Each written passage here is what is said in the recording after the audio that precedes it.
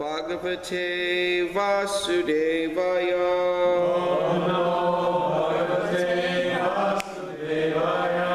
Om Namo Bhagavate Vasudevaya.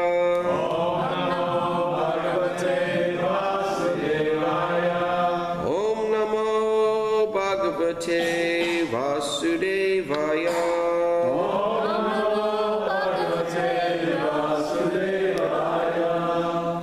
So we're reading from Srimad Bhagavatam, Canto 3, Chapter 4, Text 27. Narayanam namaskritya Naram chaiva narottamam Devim sarasvatim vyasam Tato jayamudurayet Shushusho shadadhanasya Vasudeva kataruchihi Syan mahat sevaya vipra Punyatirtha nishevanat Shrinvatam svakata Krishna Punya shravana kirtanaha Hridyantostoya bhadrani Vidhunoti suritsutam Nashta preshva bhadreshu Nityam bhagavata sevaya Bhagavat yuttama shloke Bhaktir bhavati naishtaki.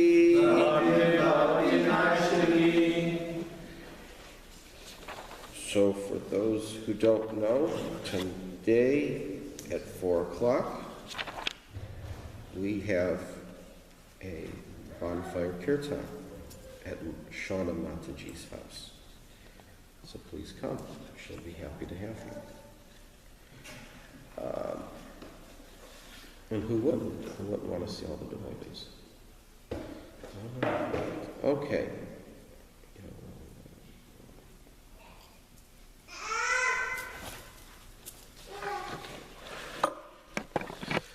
So,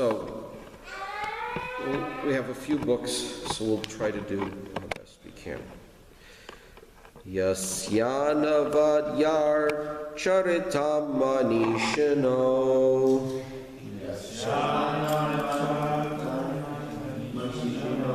I'll do that one again, that's a little long. Yasyana Vadyar Charitam Manishano.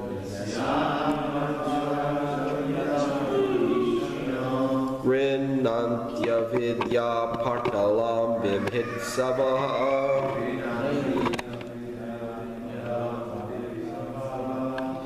Nirasta Samyat Tishayo Piyat Swayam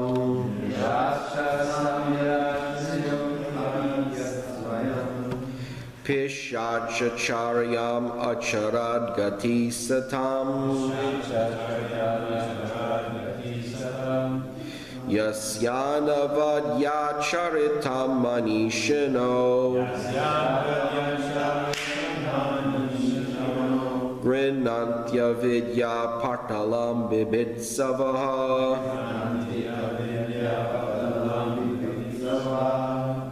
Nirasta Samyat Tishayo Piyat Swayam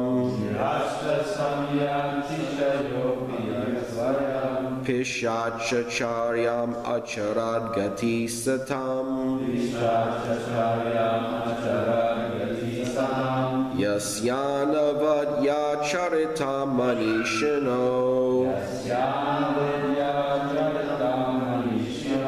Rinantya Vidya Partalam Bibit Savaha Nirasta Samyat Tishayo Piyat Swayam Pishachacharyam acharat gati satam. All right, please chant.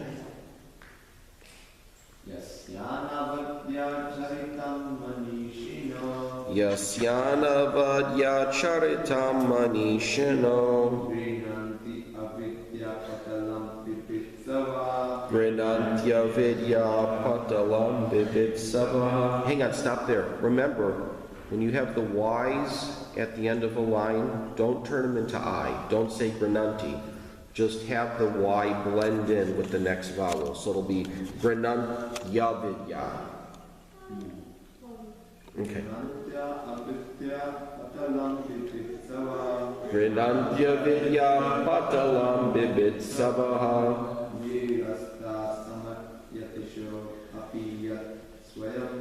Nirasta samyatishayo piyatsvayam. Pishachacharyam acharadgati satam. Yasyana vadya charitam manishino. Yasyana vadya charitam manishino. Grinantya vidya patalam bibitsava. Grinantya vidya patalam bibitsava. Nirasta samyati sayo piyatsvayam. Nirasta samyatishayo piyatsvayam. Pishachacharyam acharadgati satam. Pishachacharyam acharat gati satam. Anyone else? Okay. Yasya. Whose? Anavadya. Unimpeachable. Acharitam. Character. Manishanaha. Great sages. Grinanti. Follow. Avidya. Nescience. Here's the tricky one. When you say this T, because it has the dot under it, you have to put your tongue on the roof of your mouth. It's called a cerebral. Parpalam. Mass. Vibhitsavaha. Desiring to dismantle. Nirasta. Nullified. Samya. Equality. Atishayaha. Greatness. Api. In spite of. Yat. As. Svayam. Personally. Pishacha. Devil. Sharyam. Activities. Acharat. Performed. Gatihi. Destination. Satam. Of the devotees of the Lord. Translation.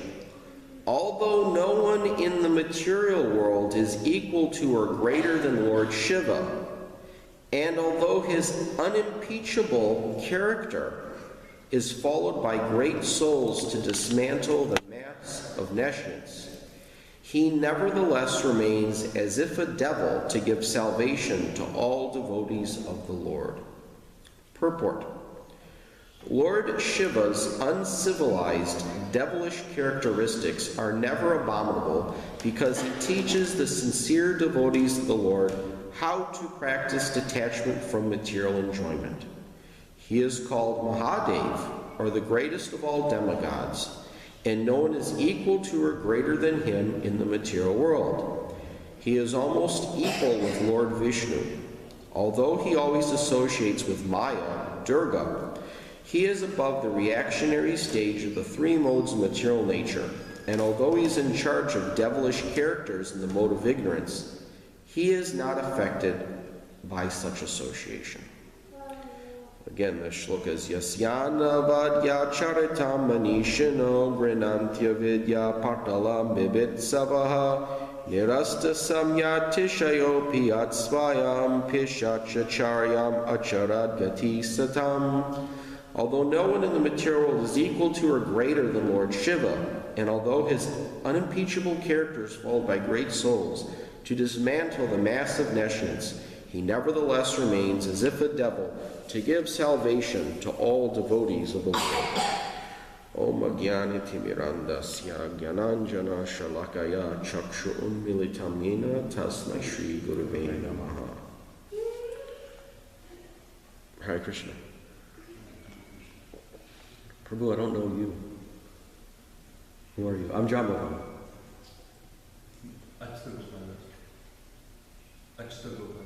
Achtagopa, nice to meet you. Thanks for coming. Thanks for all of you being here.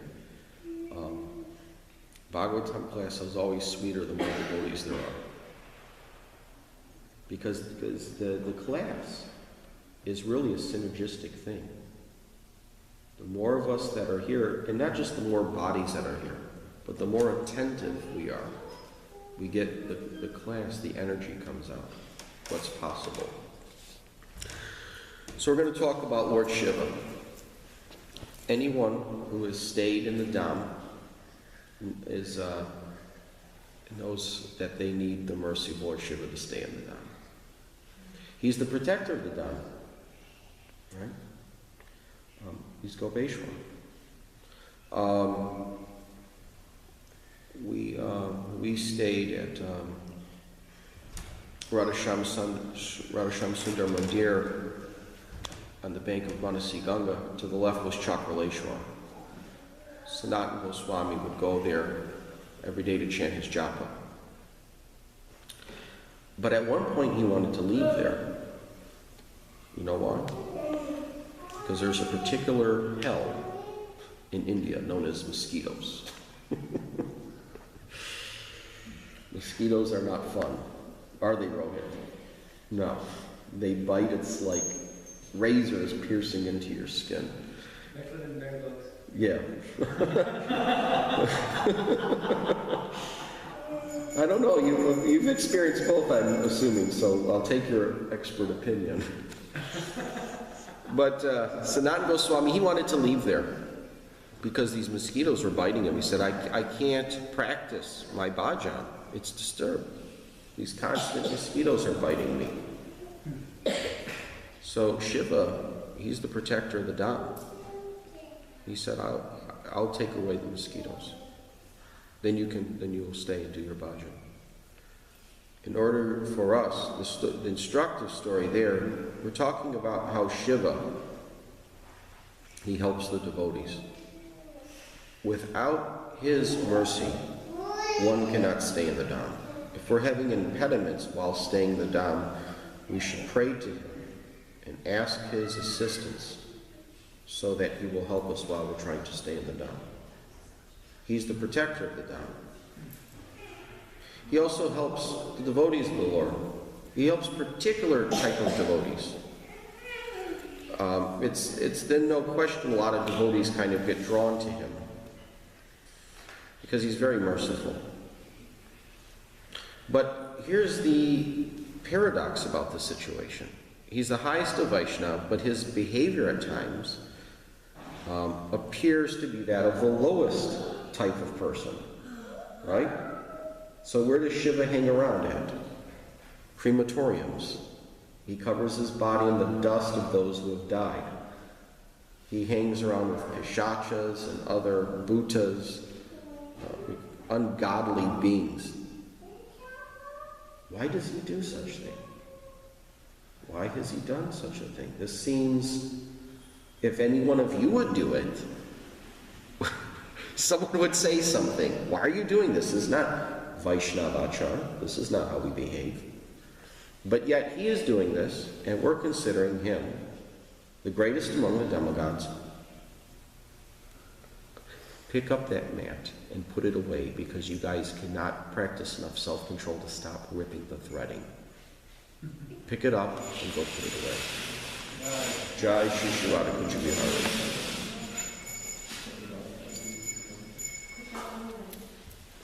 But now let's talk about the character of Shiva? What words do we have here that talks about him? Anavadya, unimpeachable.